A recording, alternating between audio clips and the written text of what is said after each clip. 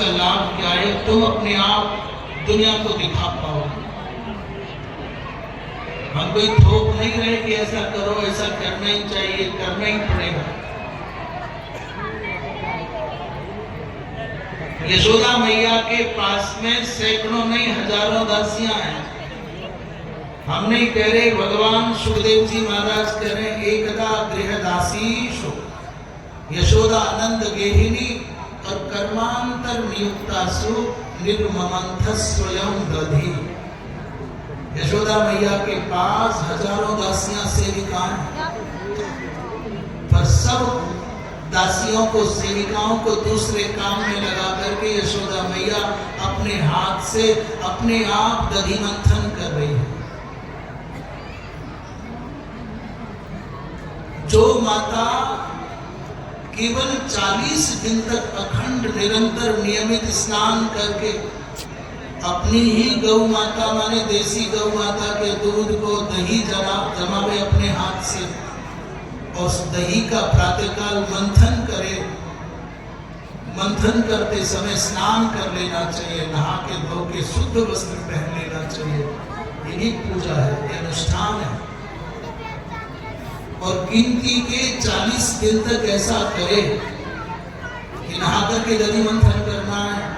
दधी मंथन के समय कोई मंत्र जपना है, कोई भजन।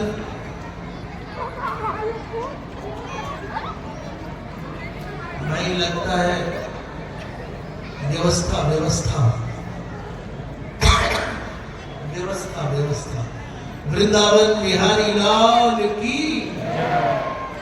तो यदि 40 दिन तक नियमित अखंड स्नान करके दधी मंथन करे, दधी मंथन के समय मंत्र जपे, भगवान के नाम संकीर्तन करे या कोई भजन गाए, बस सावधान, नहा करके दधी मंथन करना।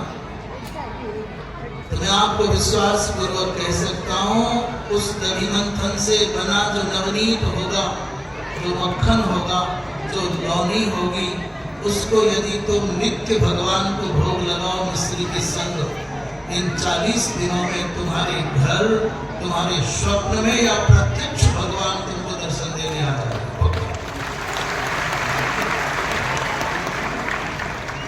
और सुनो, वो तो रही अंदर की बात। इन 40 दिनों में तुम अपने शरीर का, अपने स्वास्थ्य का, अपने चेहरे की कांति का, अपने मन का आकलन कर लेना। जो कांति, जो शुभ्रता, जो सुखी शांति और सुकून आपको मिलेगा ना, वो बड़ी से बड़ी साधना करके भी कभी कहीं ना कहीं।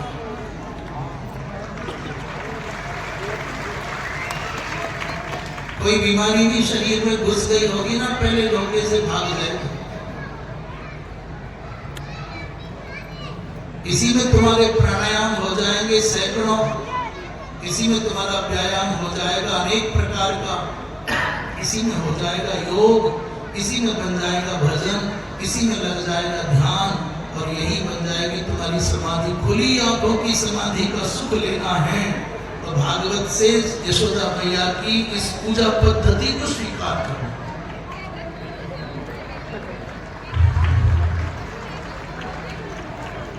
भगवान कृष्ण ने मैया का हाथ पकड़ लिया, मैया मुझे भूख लगी है। मैया बोली लाला नवनीत मक्खन। अच्छा, जब दधी मंथन करते हैं ना, तो ठंडी के दिनों में बीच बीच में गर्म पानी डालना पड़े तब मक्खन निकले। ये बात पता है कि ना पता? और गर्मी के दिनों में बर्फ डालनी पड़ती है तो मक्खन निकल के आता है, नहीं ऐसे नहीं आता।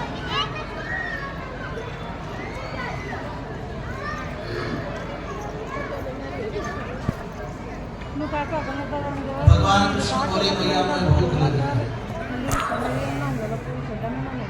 भैया बोली लाला नया ताजी ताजी मक्खन है। भगवान ने कहा भैया मैं दूध पिया, दूध पिया। तो भैया ने मंथन छोड़ा, दूध पिलाने लगे। उसी समय पद्मगंधा नाम की गौ का दूध, जो बड़ा विशिष्ट दूध है, वो आग में तप रहा था, पक डोशी में धरते। वो उबलने लगा तो मैया लाला को छोड़ करके दूध रखाने गई। भगवान को गुस्सा आ गया, उन्होंने पत्थर लेकर के जिस दधिमंथन भांड था जो उसी को फोड़ दिया और छीके पर धरा हुआ मक्खन खाने लगे, बंदरों को खिलाने लगे। मैया आई डंडा लेकर के तो भगवान उलूखल से कूदे भागी।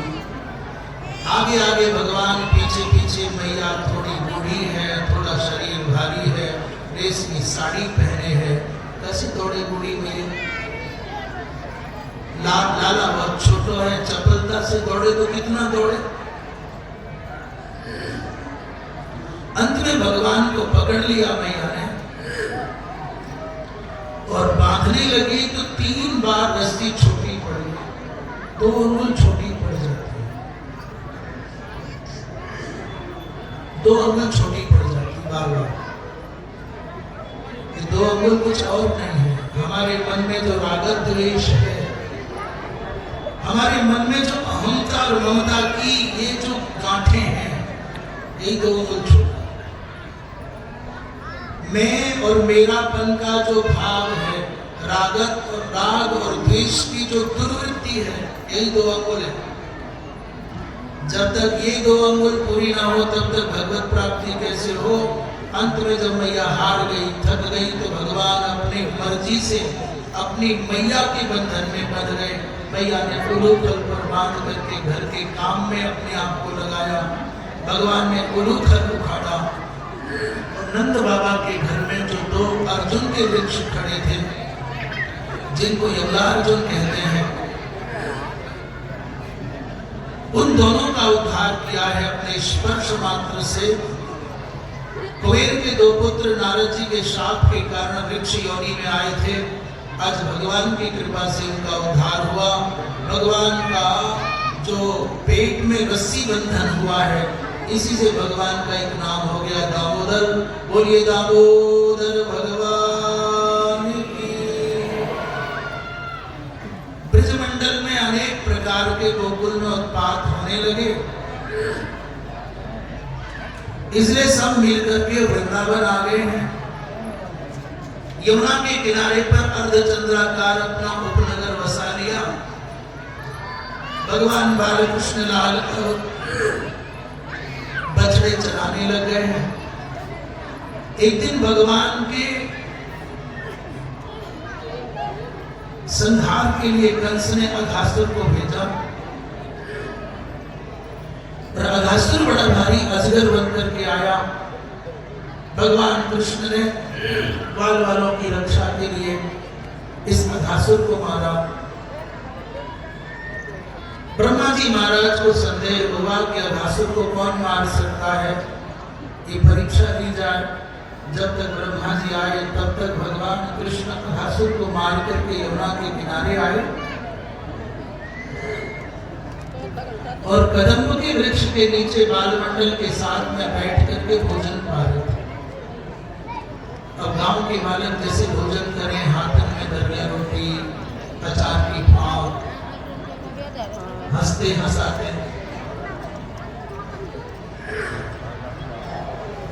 हंसाते खा रहे। ब्रह्मा जी महाराज को लगा कि भगवान नहीं हो सकते, भगवान नहीं हो सकते, चलो परीक्षा ले लेते हैं। पहले ब्रह्मा जी महाराज ने भगवान के बछड़े चुराए और बाद में ग्वालवाल चुरा लिए। भगवान कृष्ण ने ध्यान करके देखा कि ये तो ब्रह्मा जी की कलाकारी है। सुखदेव जी महाराज कहते हैं कि उस समय भगवान समझ गए सर्वम विधिकृतम कृष्ण सहसा अवजगाम ह।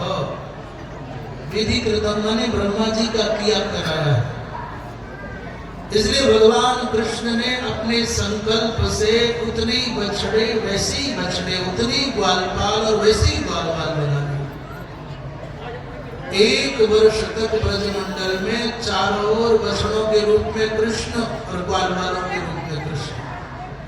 जितने बालक हैं सारे कृष्ण, और जितने बछड़े सारे के सारे कृष्ण। इस रहस्य को बलराम न जान पाए, बड़े बूढ़े न जान पाए, कोई पुरुष न जान पाया, ब्रह्मा न समझ पाए। पर आश्चर्य देखो, गोपियां जान गई कि ये बालक बालक नहीं श्री कृष्ण है। ब्रजमंडल की गायें जान गई कि ये बालक, ये बछड़े बछड़े नहीं कृष्ण है। कोई देवता नहीं जान पाया, कोई महात्मा न जान पाया, बलराम न जान पाए, कोई न जान पाया, पर गोपियां जान गई। ये जो लाला घूम रहे, बालक घूम रहे, हमारे छोरा हैं, ये सामान्य बालक नहीं है, तो श्री कृष्ण है। ये जितनी गाय थी सब बछड़ों को देखती तो भूल जाती कि हम गाय हैं, और अपने बछड़ों को कृष्ण मान करके चाटती, सूंघती, दूध पिलाती, आनंदित हो जाती। 1 वर्ष तक ब्रजमंडल में इतना अपूर्व प्रेम की वर्षा हुई। बलराम रोज सोचते, कहा बातें, लड़ाई नहीं, झगड़ों नहीं, चेचे नहीं, मैं नहीं, ये देवता है कि कौन है, कहा भैया इतना प्रेम कैसे है। एक दिन बलराम जी कृष्ण से बोले, रे लाला मामलो का है, कछु और है। कृष्ण बोले, का है वो दादा? अरे बोले भैया देवता जैसे लगे हैं, ब्रजस्य रामः प्रेमर्धी प्रेमर्धेर। प्रेम की समृद्धि को देख करके बलराम ने कृष्ण से पूछा। तब कृष्ण ने 1 वर्ष के बाद में बलराम को बताया कि ब्रह्मा जी ने बछड़े चुराए, ग्वाल बाल चुराए।